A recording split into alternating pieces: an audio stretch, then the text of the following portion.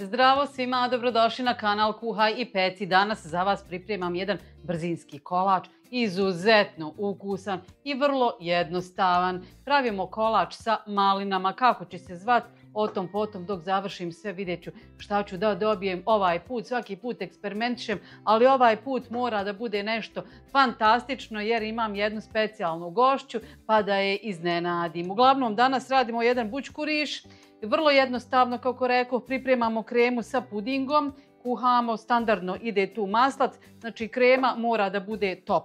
Sa malinama zajedno, sa piškotama, sve će to da bude super. Naravno imat ćemo tu još jedan dodatak, ali o tom potom. Ostanite sa mnom do kraja da vidite šta ću ja to da napravim danas. Idemo mi sa pripremom kreme u jednu šerpu koja ne zagorijeva, što bi rekli. Ćemo nasuti mlijeko, ostavit ćemo mali dio da razmutimo ove prahove. Tu ćemo odmah dodati šećer. Što se tiče praha, ja sam izabrala danas, samo da uključim ovo čudo, ja sam danas izabrala jedan puding i 2 pune supene kašike gustina. Eto, čisto da mi vanilija od pudinga ne dominira u ovom kolaču, upravo zbog tog sastojka kasnije. Pa eto, vi možete koristiti samo gustin ili samo pudinge, dva onda pudinga od vanilije, kako god želite. U svakom slučaju, ja ću to sada sve fino da smučkam. Gustin ide ovdje u ovu zdjelu i odmah tu dodajemo i puding. I sve ćemo mi to fino da izmiješamo. Puding, kremu, puding, kako hoćete već, kuhate najnormalnije kao da ćete da jedete, jel? Samo je nemojte pojesti, treba nam za kolač. Mlijeko je prokuhalo, sada ćemo fino da skuhamo sve to zajedno. Evo ga, puding je gotov. Odmah ću ga prebaciti u jednu plastičnu zdjelu da se brže hladi. Jer ako ostavite ovako u šerpi, onda vrela šerpa malo duže traje. Kako sam rekla do sada milion puta, ja ne pokrivam plastičnom folijom. Ja to promiješam ovako nekoliko puta u mimohod, što bi rekli. Prođem, promiješam da mi se hladi. A vi kako hoćete možete ovom providnom folijom zamotati. Maslac ću odmah prebaciti ovamo u ovu zdjelu, tako da, pošto se on treba malo da omekša na sobnoj temperaturi, da mi se ovdje bez veze na ovom tanjirču ne bi sav onako razlijepio, jel, na ovoj toploti. Tako da, evo, sve je spremno za kremu. Ovo ostalo što nam slijeduje je vrlo brzo, nema ništa više kuhat se, peć se. Dakle, vrlo jednostavan kolač. Dok se ovo malo ohladi, ja odu da naberem malina, a i vama moram i to da preporučim šta ću. Ako nemate da ne berete, idite bar do prodavnice. U prodavnicima smrznuti garant. Evo vidite što sam ja bila vrijedna pa nabrala sebi malina. Aha, malo sutra što bi rekli. Sve je to fino. Jedan čiko stari nabrao i ja njemu fino pošteno platila i kupila svježe domaće, taze, ubrane, što bi rekli. Onako da moje dijete može jesti direktno iz one gajbice. Tako da stvarno super su. Hajmo mi za poslom. Ovdje imam maslac u koji sam dodala malo mljevenog šećera, štauba, da bi ga lakše izradila. Pa ćemo malo prvo promiješati ovaj puding prije nego što krenemo, onako da ga razbijemo.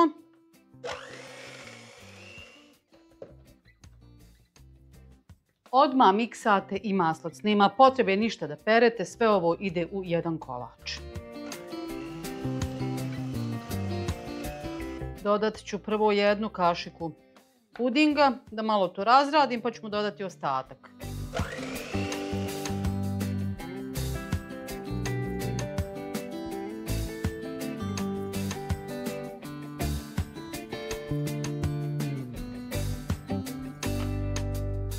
Idemo dalje za poslom, istim mikserom mutimo dalje. Međutim, prije nego što krenem sa mućenjem slatkog vrhnja, dodat ćemo taj sastojak zbog kojeg ja nisam htjela da mi dominira vanilija, a to je bijela čokolada koju sam malo otopila i sada ću je dodati ovdje u ovo slatko vrhnje i sve to dobro izmutiti.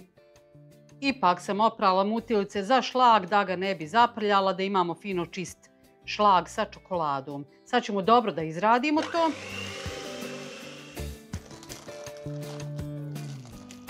Idemo za poslom. Sve sam pripremila. Imam kremu, imam voće. Evo ovdje vidite i mlijeko. izračunala sam koliko ima u ova 3 reda. Ja se iskreno nadam da ću ja to moći u ovaj kalup oblikovati. Nisu sve, ova jedna skroz drugo pakovanje, ove dvije su iz istog pakovanja i nisu vam uvijek sve piškote iste, da znate. Ali evo, ja ću se izboriti s njima, tako uvijek mi ostane jedno pakovanje, pa ja to onda sve iskombinujem. Kod mene to uvijek sve može, što me briga. Sve će se to pojesti kao što se i pojede. Sad, to bi trebalo po ovom što ja imam, da imam 2 reda piškota, znači 2 puta po 9 ovih u jednom ovom 9. Dobro sam ja izračunala. Samo vi prate šta ja radim, bit će to sve u redu. Znači, treba mi jedna i treba mi još jedna. Samo kratko mlijeko. To je to. I sad tako 9 ovih redova. To je to. Da ne možemo ići sa 10 da zaokružimo kuda mora biti okruglo, bogat. Ajde. Da imamo dovoljno, da nam ne zafali, jel?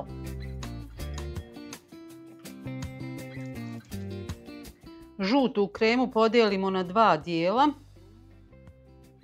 i nanesemo kao prvi sloj ovog kolača. Fino polako poravnajte.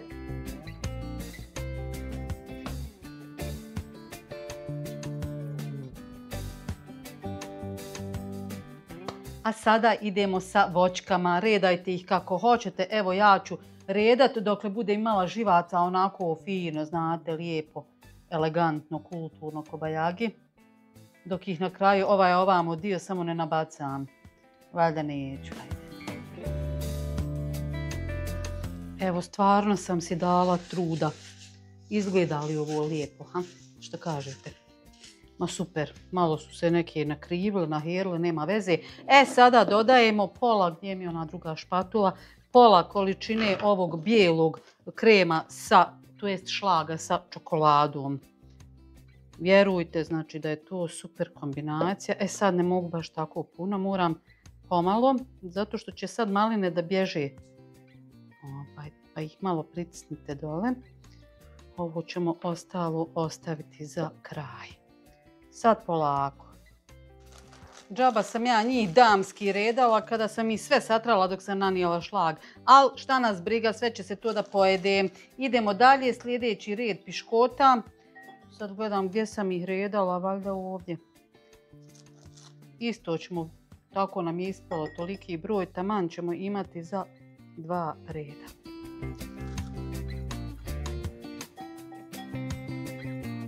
Kad budete redali, slobodno ovako malo pritisnite. Neće njima ništa biti, neće to ništa popucati, niti ćete šta pokvariti. Malo da se dole krema i ove maline sve fino izjednače. Idemo sa završnim slojem žute kreme. U ovom slučaju, kada završavate kolač, maline idu na kraj. Ne idu između ova 2 sloja. Maline nam idu da nam ukrase kolač. Eto. Tako da vodite računa i o tome. Mada nećete ništa pogriješiti ako ih stavite između kreme i čokolade. I na kraju šlag sa čokoladom za koji se iskreno nadam da će moći da stane u ovaj kalup. Ali ja ću to onako samouvjereno sve da istresem pa ćemo vidjeti. Ako bude viška, bit će dobro za kafe. Volite li vi kafu sa šlagom? Ja ne znam da li to još uvijek ima. Ja inače pijem, znači van kuće, veliku kafu sa mlijekom, tako da to sam rekla 100 puta. Ali nisam tražila sa šlagom, pa ja mislim jedno 20 godina. Nekad davno kad smo studirali, to nam je bilo obavezno. Kafa sa šlagom, velika kafa sa šlagom je bilo marka. Ovako marka, ne znam nije li bilo ni marka. Za naš budžet studenata je bilo super. I dobijete baš puno šlaga. Nešto me evo sad to nekako podsjeti. Lijepe su to uspomene. Lijep period života. A baš ću otići nekad kad odem na kafu vani pitat bogat imate li šlaga ovu kafu. Eto da me želja mine. Evo dragi moji, kolač, torta, nazovite ga kako god želite je gotovo. Što se tiče ukrašavanja, vi vrlo dobro znate da ja imam dvije lijeve ruke za to, tako da neću sada ukrasti pred vama, eto neću da mi gledate, da mi se smijete. Ja ću to sama sa sobom se ispričam, izjadam se, onda ja to krenem kobajagi ukrašavati, a vi ukraste onako kako volite. U svakom slučaju, maline bi trebale gore da budu po vrhu, da dominiraju, da daju krasnu jednu boju i taj završni tač ovom našem kolaču. Pa eto, nadam se da niste dali ovaj ostatak malina ukućanima da pojedu, jer treba će vam, evo kao što vidite. Sad gore možete naribati recimo bijele čokolade uz te malne, pa eto malo da razbije ovu bjelinu, jel? Jer bijela čokolada nije baš tako bijela kao ovaj naš šlag, malo onako vuče na žuto, tako da bit će to fino šareno. A možete posuti čokoladnim mrvicama, što god želite u ostalom, ili samo viljuškom, znači malo proći da dobijete tu jednu finu šaru. Eto, to bi bilo sve za danas. Da, moram da napomenem, ovaj kolač ide u frižider minimum jedno 3-4 sata da odstoji, zato bi bilo najbolje da to napravite navečer ukoliko sutradan imate gosta ili rano ujutro da poranite prije kafe. Možete li vi raditi prije kafe? Ja mogu, ja se naradim pa tek onda sjedim pit kafu. Zašto? Zato da bi nam piškote fino omekšali, da možete lijepo i uredno da režete. Eto, to bi bilo sve za danas. Toplo preporučujem da iskoristite ovaj recept. Ako nema malina, ima neko drugo voće, banane recimo. One su mekane za rezanje. Eto, ako vam se dopada, podijelite recept sa svojim prijateljicama, lajkajte, prijavite se na moj kanal ukoliko to niste, pa se gledamo opet. Ćao!